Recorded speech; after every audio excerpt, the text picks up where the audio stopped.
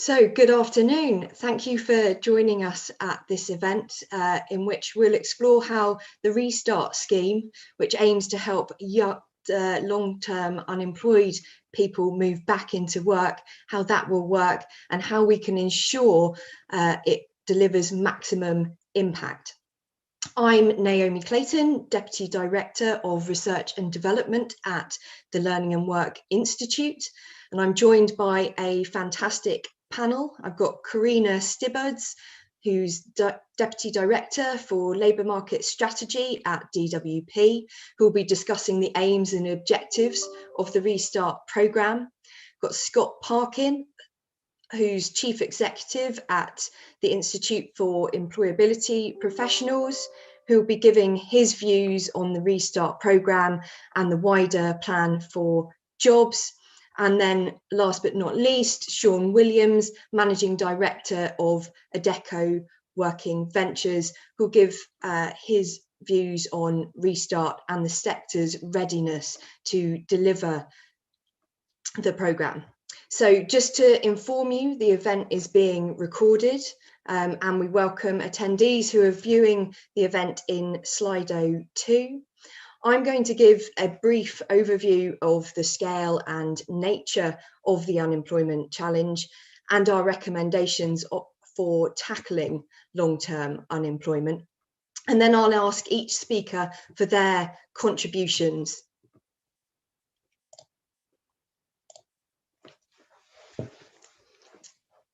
So to give you the headlines, can I also just quickly remind attendees to place their questions into Slido, and we'll do our best to tackle these before we finish at 1 p.m. Okay, so to give you the headlines. So the September to November estimates showed a further increase in the unemployment rate. It hit 5% last autumn, which was 0.6 percentage points higher than the previous quarter.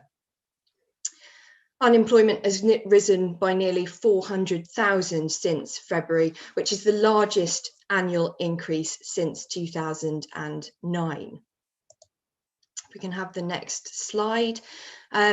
We know that young people have borne the brunt of the crisis. So youth unemployment was higher at the start of the crisis and it's risen fastest since and now stands at 13%. And of course, this raises concerns about the long-term scarring impact that youth unemployment can have on people's future employment and earnings. We also know that some places have been hit harder than others. If we turn to the next slide, this map shows you the increase in the claimant count across small areas in England and Wales, using the claimant count, which is a measure of the number of people claiming unemployment related benefits, and that's doubled since March. We see that London has been particularly hard hit, reflecting the nature of its economy and reliance on public transport. Birmingham and Manchester have also seen relatively high increases, as have Blackpool and Crawley, where Gatwick Airport is. Broadly speaking, the increase in the claimant count has been larger in more deprived neighbourhoods and areas that already had relatively high levels of unemployment and relatively high levels of long-term unemployment prior to the pandemic. And of course, this risks deepening economic inequalities and creates a real challenge for the government's levelling up agenda. If we look at redundancies on the next slide, the number of redundancies surged in September, peaking at 508,000 in the middle of that month. The expected end of the furlough scheme in October likely contributed to that, but of course the scheme has subsequently been extended and is now planned to end in April. And we've seen from the most recent data that the number of redundancies fell back in October but rose again in November. And other data, particularly in terms of employer notifications of plans to make layoffs, suggests that the number of redundancies may have peaked. Just this morning, we've had the new furlough data released from the HMRC, and we can see this on the next slide. And it shows us that, it's clear that economic support needs to last as long as restrictions are in place to limit job losses. So since the end of October, we've seen a 60% increase in jobs being furloughed, with the number of employments furloughed peaking in November at 4.1 million, and at the end of 2020, so end of December, around 3.8 million employments were furloughed. And really, the government should commit now to extending the furlough scheme beyond April to limit the number of redundancies. In terms of the recovery in vacancies, we know that the number of jobs vacancies also provides quite a timely measure of the health of the labour market and the confidence that employers have. And the blue line on this chart shows you vacancies in 2020-21 compared to the 2019 average. And we can see that the number of vacancies fell back in late November following greater restrictions on economic activity and the lockdown in January.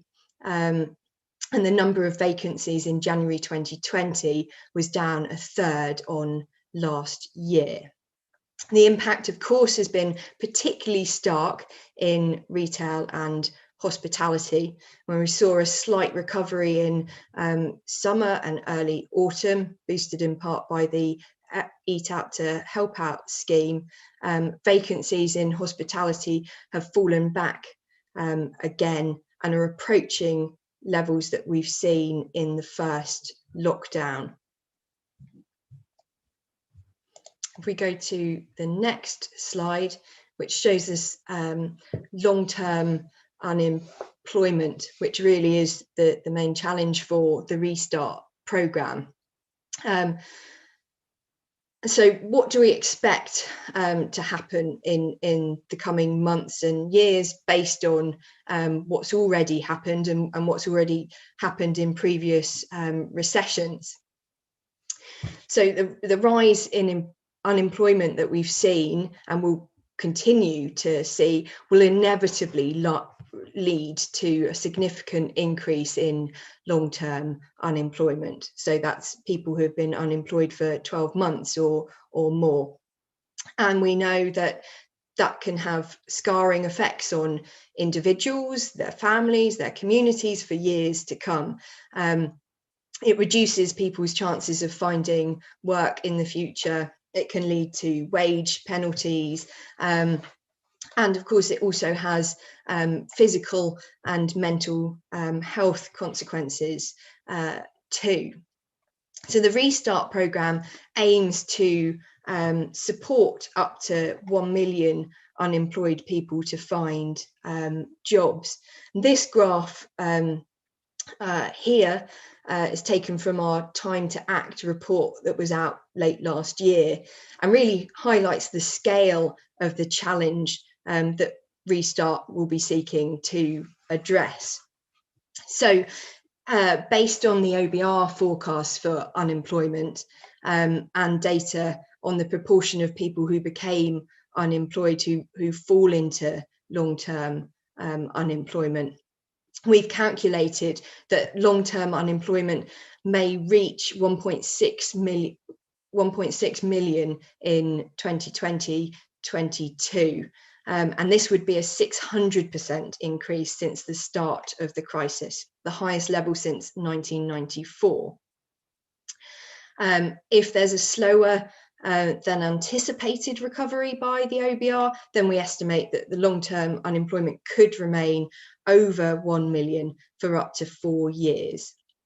And 290,000 young people could become long-term unemployed. So of course, the scale of the challenge is huge.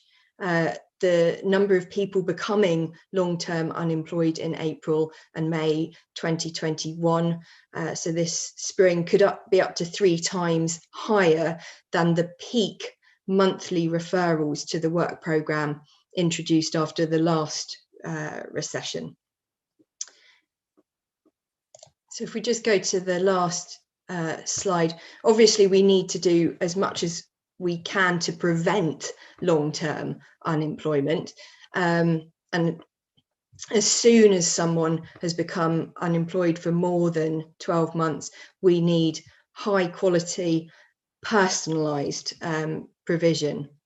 And we've also argued that we need an offer that includes people who have been on furlough for months and then become unemployed, and for the self-employed who have little or no work. Of course, that support needs to be delivered in a way that makes sense for local employers and conditions. It should also help individuals be agile in the labour market by investing in those kind of hard and soft skills alongside job search activity. And it should include incentives for individuals and the employers that may recruit you too. And just lastly, it's important to remember that Restart is just one tool in the box. It can't be commissioned or delivered in isolation. We need to make sure that it's joined up with other employment and skills support too. Okay, so I'm going to hand straight over to Karina now, who is, as I've said, Deputy Director for Labour Market Strategy at the DWP, who's going to talk to us about the aims and objectives of the Restart programme. Thank you, Karina. Thank you, Naomi, and good afternoon, everyone. And apologies, I am not the Build Act. The Build Act is actually sick today, so I'm afraid you've got the stand-in. I think building on what Naomi said there, I think when COVID hit us in March, we were all well aware of the kind of immediate economic impact. Here in DWP, we saw universal credit claims pretty much go up in a straight line rather than the usual kind of fairly slow ramp up that we would see of claims during a recession. So I think it was pretty obvious to us quite early on that come this spring, we would have a high number of people reaching long-term unemployment, having been out of work for 12 months or more. So the government's response really to deal with that very high number of people, we'd got an economic downturn plan, the first principle of which was to make sure people got their benefits paid. So we saw our job centres turn to making sure that payments happened, but not being able to do work search support. So a lot of that went sort of into internet territory for a while. Happily, the job centres are now back providing work search support, and we've supplemented that through the Plan for Jobs with the JET scheme and the Job Finding Support Scheme for newly unemployed. Also recognising, as Naomi picked up there, the sort of impact on youth. So we've brought in the £2 billion Kickstart scheme to help young people 18 to 24 find work, 6 months of paid work supported by the government. We've also expanded our youth offer and recognising the different sectoral impacts of what's happened, the sector-based work academies. But as I say, the Restart programme sort of plays into this, because we knew that even as much as we tried to do for the newly unemployed, there would be a lot of people still sort of left not having worked for 12 months. So that's where this sort of plays into that big picture. So Restart has sort of 4 objectives, as it's a sort of mainstream programme to support people reaching that 12-month unemployment point. 4 objectives are around securing job outcomes. The second around providing locally tailored, adaptable support. Recognising that people are working in different local labour markets that will have sort of different employers, different characteristics, and the programme needs to work with that. As you might expect with any big government programme, 3rd objective, value for money, and 4th objective is around evidence, to have a good evidence base for what we are doing. So our target group is people who are on universal credit in the intensive work search group, who have been 12 to 18 months in that intensive work search group. So we're targeting those people who we think are, you know, in a good place to get work while they're on the programme. As in addition to that group of people, there will also be 10% of discretionary referrals for work coaches, who so they might want to pick up, say, some people who've been on furlough, who may not have been doing any learning activity in the time that they've been on furlough, so might actually not look that different from somebody who's been unemployed for 12 months. And also some sort of different specialist groups who might want, for whom that programme may be suitable. Individuals will receive support for up to 12 months. So they'll come off the programme if they get into work before that, but they can have support for up to 12 months. And the programme will be open for referrals for a period of 3 years. So quite a really big sort of chunky offer by government here. It will be a national programme, and we've got 12 contract package areas. The invitation to tender went out on the 10th of December, and we've had the sort of first look at the bids coming in this week, and our commercial teams sort of having a look at those as we speak. But looks like there's a good level of interest right across the country. So it's looking pretty positive so far, and we're certainly on track for going live this summer. As I said, it's a really major investment by the government, so £2.9 billion going into this programme. We are aiming to help over 1 million people on this programme with that work search support. We will be ramping up from the summer, because let's face it, we've all had to massively expand what we do over the past year. Our job centres have been asked to double their capacity, and that's not something you can do overnight. And similarly, the contracted employment providers are similarly being asked to ramp up their capacity to support need. The couple of unique things I'll sort of pull out. This is a programme that will have a customer satisfaction measure, so that's the first time that we've done that in a government programme. Really sort of taking the customer voice in and getting that information about what's working well for individuals and what isn't. and we will have customer service standards. So some of those things are things that we learned from the work programme as things that we might bring in this time. So all of that we've brought in. That's probably enough by way of intro. Thanks, Naomi. Brilliant. Thanks, Karina. Scott, if I can hand straight over to you for your views on the Restart programme. Absolutely.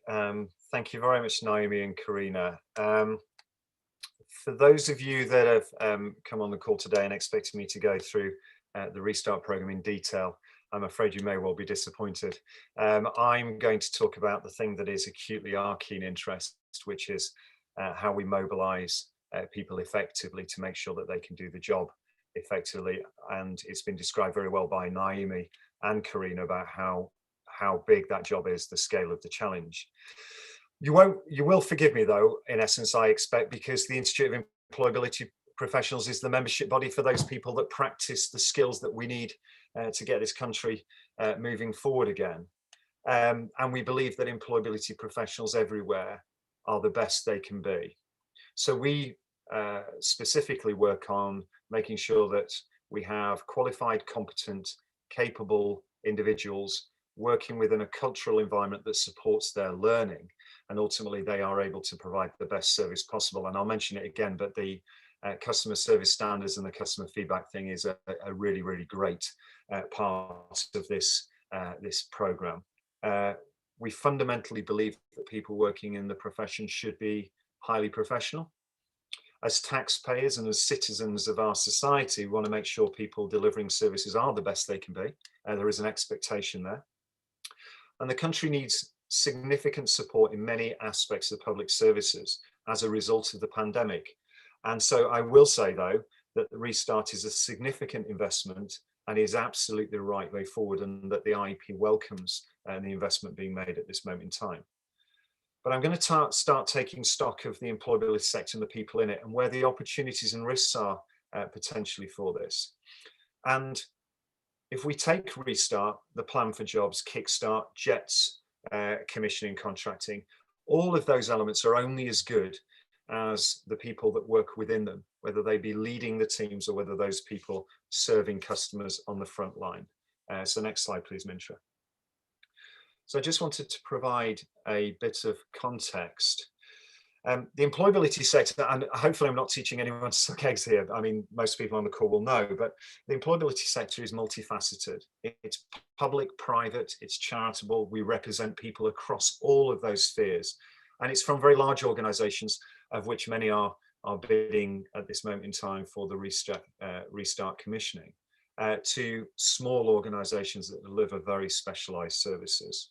It works across, employability works across care, health, justice, skills, education, local government, and of course, employment and skills being the core focus. But the size of the sector, you can see what it is currently as an estimate. The size of the sector is already growing and just about ready to boom to respond to the challenges that we are facing as a society. Next slide, please, Mintra. So I think this is a conservative estimate. And once again, I just want to, for colleagues from DWP, this includes ramping up Job Centre Plus delivery with work coaches. There's an estimation of a significant number of new practitioners coming into the process over the next couple of years. And I think really for the Restart process, the significant challenge here is that 80% of those people will be doing this for the first time. They will be coming from relatable occupations with relatable skill sets, but they will have never practiced as an employability advisor, personal advisor, as a career coach, or whatever we want to call the individuals, but as an employability practitioner ever. So this creates a real opportunity to bring new talent into the sector and to really start as we mean to go on. But it does create a significant risk across all areas of delivery and businesses. Okay, Mintra, thank you. As you'll know, significant investment being made into the sector to help people back into work. Once again, this is something that we applaud. There is an opportunity to innovate, to support people effectively, and once again to get those standards of practice up, so when the customer standards and the feedback is given, it is exceptional in terms of the service that an individual has had. Okay, Mintra, thank you. So we were really interested in the Restart ITT, particularly around areas of HR, for obvious reasons, and workforce development. But we were really acutely interested in the social value proposition. And I've just pulled out a few things here. And once again, we're the membership body for people practicing to high standards within the sector. So you won't be surprised that we're really interested in recruitment processes. We're really interested in people investing in workforce development and in work progression and employee well-being and staff retention.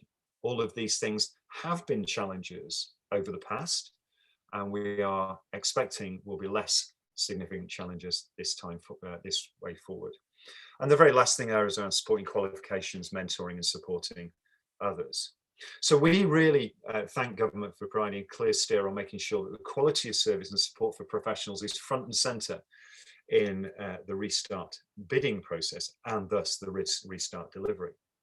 And many things in the specification we're strategically interested in, but these areas of social value are the most interesting to us.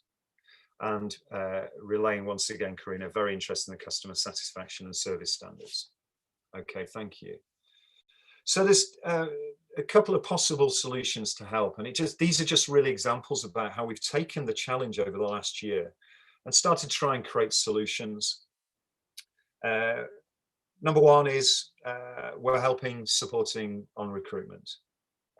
This function, this facility, this thought process is not the only way of doing it in any way, shape or form. There's another example, most recently it's been brought to us about sector collaboration, building talent pipelines, and where a different organization is successful, then there's an opportunity to potentially share pipelines. But you can carve this up in a number of different ways. And once again, this is not the only solution that will make a difference. So in this example, we went out to corporate partners of the IEP, people that have been working alongside us for a very long time, and people that we trust. There are many other organizations that we trust wholeheartedly as well. And so we came together with three regional providers of recruitment services who believe in the IEP philosophy, believe in the accreditation, believe in the standard development. And then the most significant thing for me, and I would say this, is the learning. And so we started to think about how we could onboard people effectively into the sector, give them the start they need, benchmark their skills, bearing in mind 80% of them will be new to this sector, and how maybe we could offer some of that learning as an onboarding tool. So potentially how you could have an individual who studied a small amount of the modules of the accredited induction, but they would also be able to be better prepared when they land in a provider space, or in an office or in their kitchen table or wherever they're working from at the moment. But also, more importantly, that they would be able to deselect themselves from that process if that was not what they decided to do. And under the work program, there were significant challenges with attrition after month 2 or 3. And I could only regard that was as people were moving through the performance-related cycles and were advised about the expectation, and some people didn't think that was where they wanted to necessarily remain. So getting it all out there in the open, giving people the fresh outlook, getting people excited about it, and giving them the support they need to understand what they're going to be doing in essence. The next slide talks about something very, very close to home here, which is the employability practitioner career pathway. And as you can see now, for the first time ever in the employability sector, there is a route way for people to learn. There is a hope that this is a career. There is an opportunity to develop their skills and to feel very proud and excited about the work they're doing, and also delivering great benefit to customers. So it does not matter whether you are the new 80% or whether or not a practitioner has been in the sector for a while. There's really good opportunities to learn throughout this process. Level 2 has 22 core modules, anything you could possibly think about. Disability modules, modules on emotional intelligence, modules on caseload management, modules on resilience. I mean, so many different things that are really of the time and needed by people across the piece. Level 4 has 4 units, is a commercially viable opportunity to learn, and the level 4 is an apprenticeship standard, which is levy funded for those of you that pay the levy. So the point of this slide is just really to state to you there's an opportunity to learn and develop workforce as an organization or as an individual at all different levels of practice. And we've got ambitions to support further learning around project management, supply chain management, quality assurance, those practices that are happening within businesses that are accredited from outside and are not always coordinated with what we do in employability. So we've made really good progress. And the learning here is hosted on our IEP platform, which means that all members, individual and corporate, can get great access to that and learn as they need. And it's been built by sector experts in collaboration with a number of different people. So very lastly, my final slide, the economic recovery. We're here to serve customers. We're here to get people back to work. We're here to enable the economic recovery. We've never seen anything like this. I know it's unique. All the things we can talk about are, you know, things we've been talking about for some time now over the pandemic, but it is a unique situation to be in. It's really important for the now that we get this right, that this program is commissioned effectively, that the providers that are successful in bidding for it are delivering what is expected and held to account to do that.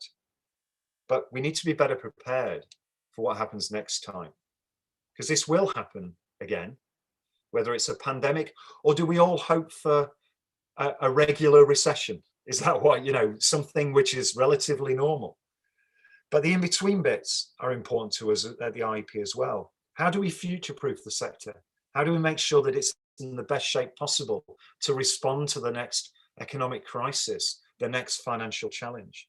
And how are we starting to lay the ground about our sector resilience activity?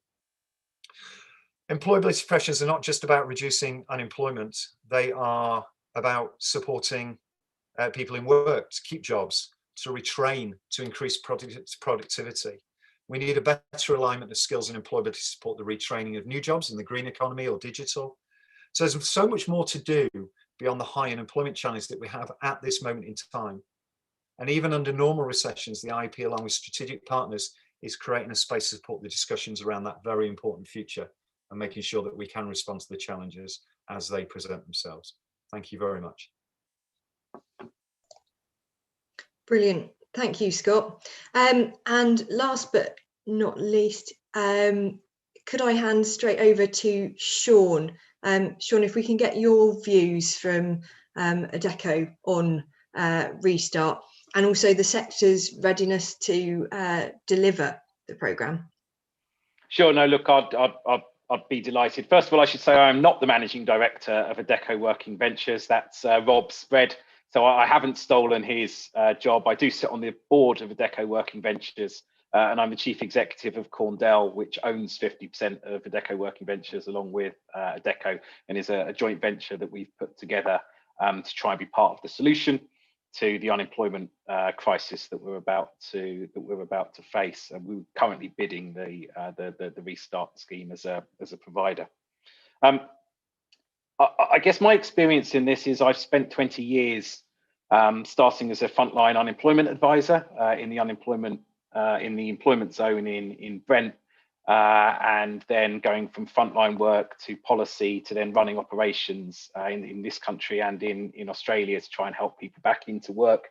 And Restart is a unique program for a unique set of circumstances. But I think the first thing I'd like to do is I think it is a good program, and I think it builds on a lot of lessons of what works in the past. I wrote a paper on 10 lessons, I think, from the past about what works in employment programs. And if you'll forgive me, I will go through those 10 and talk about where I think Restart does and does not meet those criteria. But overall, I want to say that I think Restart is a very good response, and although it's not perfect, yeah, you know, it is good and sensible, and I think it stands a very, very good chance of doing exactly what it is supposed to, in terms of moving large numbers of unemployed people back into sustained work. So let me start with, I think the most important criteria for designing an employment program is to focus it on jobs and job outcomes. There's all sorts of distance traveled measures you can do. There's all sorts of additional social gains you can get from employment programs. But make no mistake, the success of a back to work program is the number of people it gets back to work. And Restart is absolutely focused on that. So I think the measure there is exactly right: sustained employment. So I think, you know, Restart has got that exactly right. I've argued quite strongly for multiple providers delivering services in an area, and all policy is a series of trade-offs. And obviously, Restart does not go for multiple providers in the same area. The advantages of that are, you know, sort of single points of contact for employers. You don't get the disbenefits of competition. The potential disadvantages are you've got providers acting in a vacuum, and it's very difficult to compare their performance. By no means impossible, but difficult. So I think that the challenge for Restart with single providers in an area will be, one, what happens when you've got significant underperformance, and how quickly can you remove underperformers and bring somebody new in to deliver. And secondly, how do you know what really good performance looks like, because you've got this confounding variable of geography, and there's a number of ways for accounting for that, and I think DWP really need to do so, because that comes to a critical point, which I'll argue, which is transparency of performance information. You want real-time information about what is going on in these programs, so you can see what's working very quickly, what isn't working very quickly, and that's what drives continuous improvement in a system. As I say, I was lucky enough to spend 2 years working in the job network in Australia, which was an incredibly fine, highly tuned, effective back to work service for unemployed and long-term unemployed people. And when people ask me what were the critical success factors, the critical success factor was a single IT system, a single point of truth, and that everyone in that system knew how well everybody else was performing. There was nowhere to hide, there were no excuses, and you knew exactly where to go to look for best practice, and it was real best practice. Providers need to be free to deliver what works in employment schemes, and here I know I swim against the tide a little bit in terms of minimum standards. Minimum standards have their place, and they can work for ensuring that everybody receives a minimum standard of service, but they're also very blunt tools. Now, I actually think Restart has got the balance pretty right here. I think you know, a monthly face-to-face as a minimum is absolutely right. I think a fortnightly, you know, meaningful contact as a minimum is right. So I think again, rather than prescribing everyone has to have this and everyone has to do this and everyone has to go on a 2-week motivational course and everyone has to do 6 months of environmental task force and some of the mistakes actually we've seen on programs in the past, mandating activity, and particularly meaningful activity, without over specifying what that activity is, I think is a good compromise between those policy positions, and I think Restart's got that. I think Restart's got that absolutely right. I think the end-to-end journey and that responsibility for a job seeker from referral right through to sustained employment and not breaking that journey up is critical to the success of these programs. And again, I think Restart has done that well. I think the funding model, and funding models are critical. It's a paradox. I've been kind of accused of being obsessed with kind of funding models before at the expense of people. And actually, it's the opposite way round. If you want to create a really personalized, really individual, really responsive, we call it tailored at the level of the individual. If you want to really make that bespoke, you need to create an environment which encourages organizations to deliver that. And a couple of elements to that. So one is that funding should be outcome focused, and the Restart funding is outcome focused. Two is it shouldn't create a huge cash requirement. And at least in the medium term, Restart doesn't create a huge cash requirement, although it looks like it might create a huge cash requirement over 2 to 3 months. But by making sure that there's sufficient resource going into the system right from the start of the programme, you enable providers and encourage providers to put in sufficient resource to be able to deliver a personalised, individualised service, because fundamentally that comes down to the quantity and quality of personal advisors working in the system. And Scott's spoken a lot about quality of people, you know, sort of hugely emotionally intelligent, hugely targeted, hugely inventive, creative individuals who can work responsively with an unemployed person to co-create their individual journey back to employment, to really understand their wants, desires, their needs, their circumstances, to find a route back to employment that works, that works for them. And I think then, and I'm really hopeful for this, that critical to the success of any large employment scheme is a supportive, imaginative, tough, numerically literate contract management team who are genuinely trying to, you know, management in the true sense of management, where you're working with your suppliers in order to try and drive improvement across the whole piece. And I have to say, the rhetoric, the language from the department, I have found enormously encouraging on that, particularly some of the notions around co-opetition and how providers work, of course, in competition, but also with one another to serve the higher objective of getting people back into meaningful jobs. So as I say, I think there's a lot to like about Restart. I think it has learned a lot from previous programs while not being constrained by those, and I think that's fundamentally important to its success. Critical success factors, and we all know this, is the ability to scale up quickly.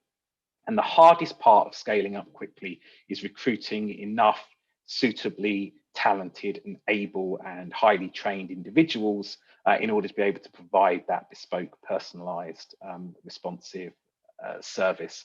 And that, I think, it's certainly what Adecco Working Ventures is focused on. And I hope and expect that all of the providers potentially who are going to be delivering in this market, that is what they are doing now. They're not waiting for, you know, a few months' time for contract award. That is the real and present. How do we start to attract those people, bring those people in? And some of that is, you know, historically this has been a low wage sector. It needs to not be a low wage sector. It is a highly skilled job, and it needs to be recognized and rewarded as such. And brilliant personal advisors, you know, kind of more than make up then the commercial return, the societal return for the additional amount that you invest in them. So biggest part around sector readiness is the people. I actually think infrastructure in terms of physical delivery is reasonably straightforward. I think that in terms of you know, systems and processes to support delivery, we don't have a unified IT system, which is a real shame, provided by the department. But there are good enough off-the-shelf solutions to help track and manage performance in the system. So really, the key challenge is the people challenge of recruiting, training, and then getting that people machine, because this is a people business. When we talk about individual personal support, and that is the thing that makes a difference for individuals, and then for the tens, hundreds of thousands of people to get back, it's about having the right people. Fantastic. Thank you, Sean. Yeah, I think there is clearly a huge scaling up challenge. As I understand it, we're spending 1/6 of what we were at the start of the financial crisis. So there is a huge scaling up task to ensure that support is in place for June. We've got lots of people participating in the event, and a number of questions coming through for the panelists. If I can go to Karina and then Scott first, for your reflections on kind of building on what Sean was saying, on what we can learn from the work programme, the programme that followed the last recession, to ensure that Restart is a success. And then secondly, linked to that, how will the programme Restart fit with the localism agenda, and what role can providers with kind of local knowledge of skills, needs and supply chains play in the delivery of Restart? And I'll come to you shortly on that second question after Karina and Scott. Thank you. Okay, so yeah, we've done a lot of learning from the work programme, and certainly part of our design work was really sort of looking at what went well in the work programme, and what didn't go so well.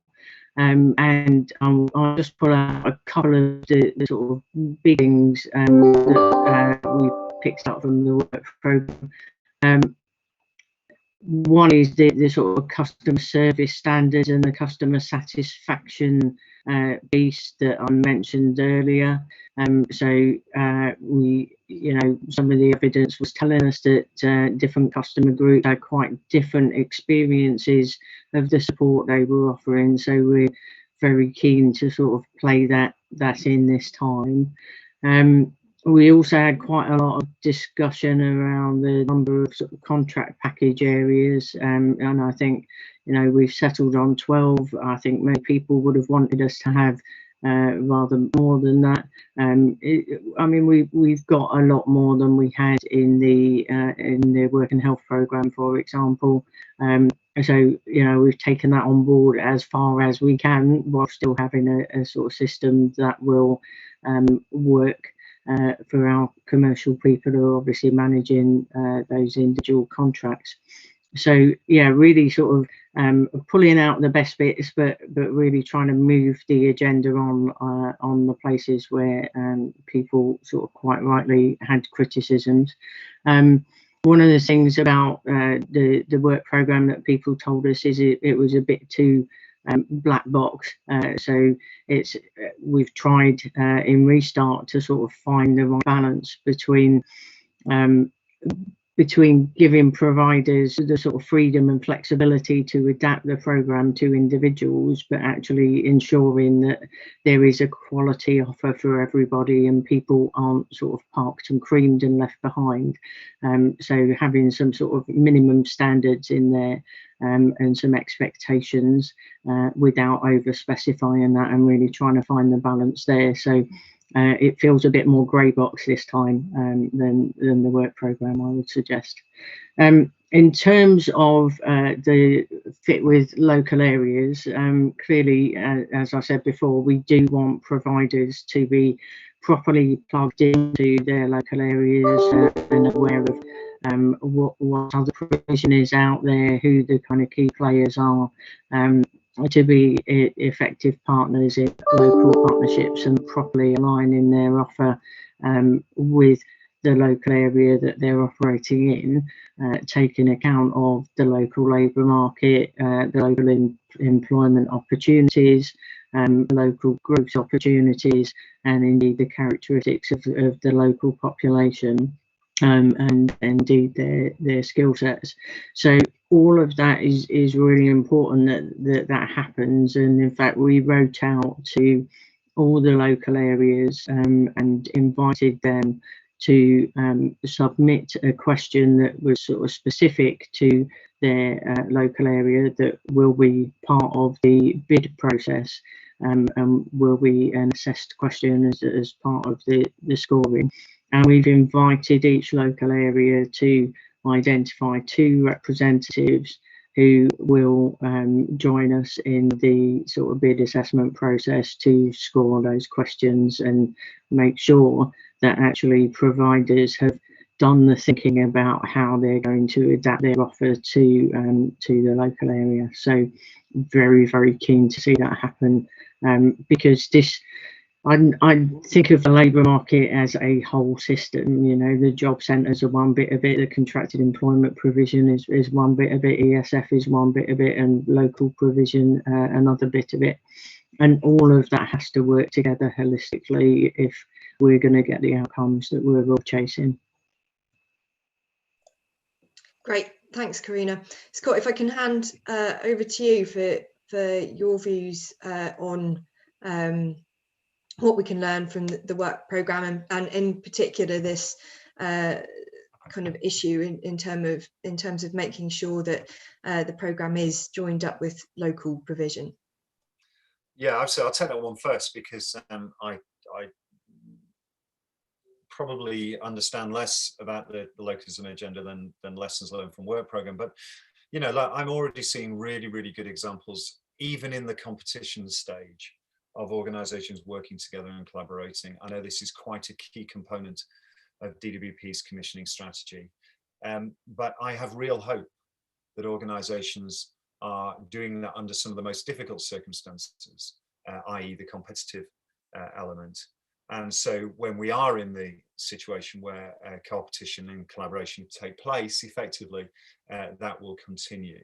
I think we all realise across the whole sector the depth of challenge and the real focus needed on enabling us to, as I said, to aid the economic recovery. And that, I suppose, brings me to the work programme lessons. And to my point earlier about the fact that employability practitioners are not just there to support people at times of crisis into work. I think there's so much more opportunity, and trying to future-proof the sector as much as possible. And we didn't do that in the work programme days and the challenges as work programme ceased. And then, you know, for colleagues who will remember, I'm sure most people, we had the spending review in 2015, and that provided for a great deal less opportunity to invest in activity. I'm making excuses there. In essence, that's what happened. But so with people, in terms of the work programme, I mean, we need to be honest with people. We work in a situation currently that is cyclical. And right from the start, we need to say, look, this is an amazing place to be.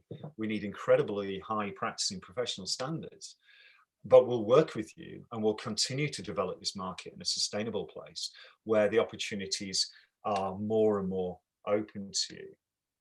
We need to recruit really effectively, and we need to train people really efficiently and enable them to be the best they can be. I come back to the IEP's vision. We also need to look after those people. If we understand that we're working in a cyclical environment, we need to give skills to people so they can, some of those can move on and do something related, but somewhere else, maybe in the private sector, maybe in a project management structure where that element is booming at a time when our sector is not. And we need to enable that to happen. And we don't need to just do that because that reduces redundancy costs at that point in time. We need to do that because that's the right thing to do. And then we have potentially an alumni that would come back and work in this sector. Somebody asked me once at the beginning of this crisis, can we not just bring people back? Like we did in the NHS, doctors and nurses now, which is, you know, fantastic, got all the headlines and did some really valuable things. Well, the difficulty is they're not there. They left. They left the sector pretty disgruntled and are just not available. But what we do have are people with related occupational areas that can come in and do great work and are already doing that through the uplift in JETs in a number of different providers. That activity is really good. So we need to nurture that talent, and we need to plan better, and we need to be honest from the outset, and we need to develop people. Great. And Sean, can I hand over to you to pick up that question about local partners? And also we've had another question through looking at kind of outcomes, asking how will focusing on outcomes in the funding model encourage bespoke support as opposed to encouraging filling whatever vacancies regardless of fit. Yeah, look, so let me pick the local partners point. The critical local partners are local employers, and it'd be exceptionally important for the Restart programme providers to have exceptional links with local employers to really understand their needs, to really be helping match the local unemployed people to the local opportunities available, and where there's a skilling need. And we all know that skills are the answer. Highly skilled individuals don't become long-term unemployed, but traditionally the skills and employment worlds have interacted very poorly together, and the training that's been available has not been training that has directly led to jobs, and has been training that employers actually want and need. So I think that's a critical piece, and local employers are critical to that, local training providers, local strategic partners, all part of that infrastructure. So localism is essential. Look, the question is not, is a focus on outcomes not without, all policy decisions have trade-offs. The challenge with not focusing on outcomes is you tend to get employment programs which aren't employment programs. Here's what they do. Everybody sits down, they have a nice cup of tea and a biscuit. Nobody gets a job. Nobody gets their life changed. And at the end of it, they leave the office and carry on being unemployed. That's what a lack of focus does. If you've got an employment program that says you have to get this person a job, that is a difficult life transformation thing to do with a long-term unemployed person. It requires significant intervention for most individuals. It requires really understanding their wants, needs, and helping them get there. Previous systems, and that this is about how you do your outcome system, not about having an outcome system. I can clearly see how previous outcome systems have then encouraged you to say, I can only help these 60% of people, and I can't help these 40%. So I'm only going to spend my time and resources on the 60%. And we can have a philosophical argument about whether then meaningless interventions aren't going to work for the other 40% are a good use of taxpayers' money or not. The right answer is to put sufficient funding in such that you have a good chance of helping everybody into employment. And that's about funding levels, and it's about intervention regimes, and it's about, it is simply not credible, as you saw under, say, the work programme, in the work programme's biggest failures. The work programme had some magnificent successes, but its biggest failures were where it underfunded customer groups who needed a lot of money to help them into work, and there was only a little bit of money. That isn't a problem with an outcome system. That's a problem with an underfunded system. Okay, great. And another question, I think we've got time for one more, is around how we make sure that kind of Restart works for the diversity of groups that it serves, particularly those with complex needs, and how it will address some of the barriers to employment that people face, such as basic skills, where people have kind of lack of literacy and numeracy, for example. And if I can come to Sean, then Scott, and then Karina for the last word on that. Absolutely. So I think this is around having a diversity of advisors. So you need advisors who really understand the diversity of the population. I think it's about having specialist providers and specialist interventions for where they're necessary. And again, that plays absolutely into local specialism and local knowledge and local expertise. And again, I'll come back to, it's about creating a system that incentivizes and requires providers to make sure that they're helping each and every person they see with an individual bespoke journey back to employment, so that you've got meaningful intervention and meaningful engagement and meaningful activity with each and every person on the program. And that's bespoke and that's different for each person, because people have different intersecting needs and different intersecting complex barriers. But critically, it's about brilliant personal advisors who care, who are incentivized to work with every single person, who've got low caseloads, so they've got the ability to be able to work with individually with each and every person, and that they're sufficiently resourced so that the plans to help each person back to work that they co-create with each individual job seeker are, there's the resource there to actually deliver those plans. Great. Scott? Yeah, Karina, I mean, literally everything that Sean said. And just to kind of focus in on it's really hard to effect, but the concept is simple. You find the right people to do this job in the first place. You onboard them effectively. You allow them to really understand what the work is involving. You train and develop them effectively. you manage them, you nurture them, you support them, you create a culture that enables them to do the job really effectively and to a very, very high standard. And then you get really great outcomes. It's not rocket science. It's hard to effect, but it's not difficult to understand. So everything that Sean said, plus that, please. Great. And the last word to Karina. Thank you. So I think I'll come back to the point about outcomes and local, because to get good employment outcomes, providers are going to need to be really plugged into local provision. Quite often support for people with more needs is available locally, funded through sort of ESF, and like having effective partnerships so that we can properly align the different elements of support and wrap around individuals the support that they need will be absolutely key. One of the ways that Restart is different from the work programme is that we don't have differential pricing for individuals who are maybe further away from the labour market. So Restart is aimed at helping as many people as possible, and I probably categorise it myself as a medium intensity programme, with some higher intensity support still needing to come into the picture through ESF UK SPF side of things. Brilliant, thank you. And with that, we are out of time.